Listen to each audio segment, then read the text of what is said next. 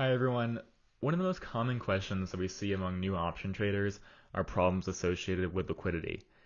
They often try to trade options on a lesser known stock and find that they lose money as soon as the order is executed, or even that the order is never executed at all.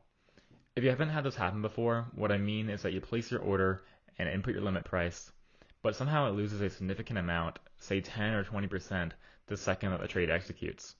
For example, you buy an option for $5 and check back a minute later, and it's saying that it's already down to $4 despite the stock not moving. It's a mistake you won't make more than once, but I want to make sure that those who are new to options are aware of it and know how to prevent this from happening. The reason this happens is due to a wide bid-ask spread. And when I say spread, I don't mean a spread strategy, but I mean the distance, otherwise known as a spread, between the bid and the ask price. The price of an option or stock is not really a single number. There's an entire market of buyers and sellers who are willing to trade at a certain price. The price that you see is often either the last trade price or the midpoint between the bid and the ask.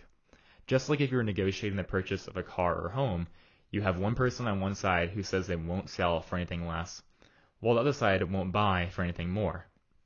Ideally, both sides will have to give in and meet somewhere in the middle. This is essentially what's going on in the stock and options market when making a trade. The asking price is the best price that someone is willing to sell an option at, while the bid price is the best price someone is willing to buy at. You can buy an option immediately without any negotiating by placing an order at the asking price. Alternatively, you can place an order somewhere in the middle and hope that someone else decides to take your offer, but there is a chance that nobody will be interested in it. This is not a big deal if the difference between the bid and the ask price is 5 or 10 cents. For example, if you bought this option at $5.05, you would lose a little bit if you changed your mind and decide to sell it back at $4.95. Ideally, the option gains value and easily offsets this 10-cent loss, or you're able to buy it closer to the midpoint and lower the spread.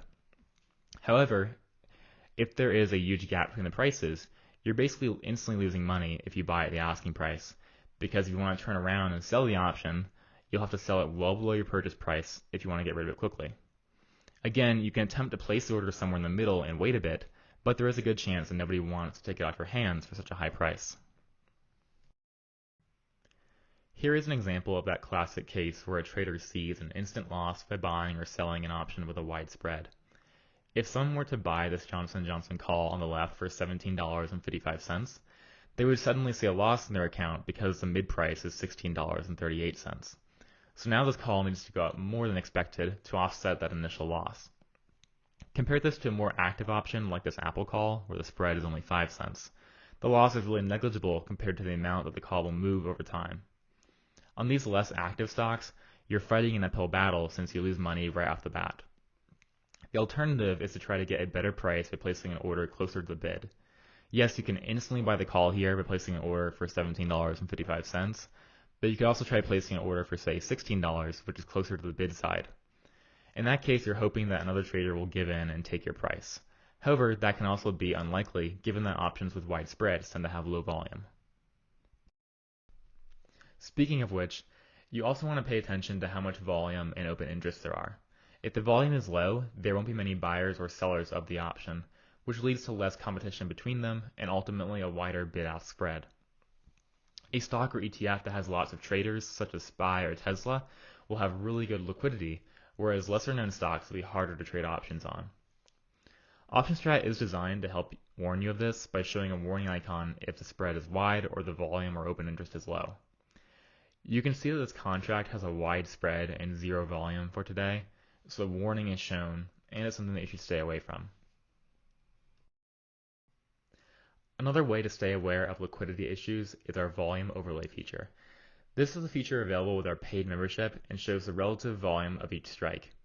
In these screenshots, you can see these green and red bars overlaid on the chart, which indicate the most active strikes. The green bars are for calls and the red are for puts. It just makes it easier when planning a strategy to quickly select which strikes have the most liquidity so that you can ensure you're getting a good deal. Just at a glance, you can see that you'll have trouble trading most of the strikes here, except for the 170 and 175 calls, compared to SPY, which has some of the best liquidity on the market and many viable strikes. Last but not least, if you are trading options on one of these stocks with low liquidity, I would recommend turning on the bid-ask pricing mode in OptionStrat. By default, we perform our calculations on the midpoint, assuming that you may try to get a good middle price on an option. But since that isn't always possible with less active options, you can select the bid-ask mode, which will use the asking price for buying options and the bid price for selling options. Remember that this basically means that you are not negotiating, but rather taking the first offer on the table, knowing that it may not be as good as you could get. Since taking such an offer results in an instant loss, you will see that reflected in the unrealized loss area. I hope that helps for some of you newer traders out there. Just remember that even if a stock has options, it doesn't necessarily mean that there's any activity on them. So definitely check the volume and spread beforehand.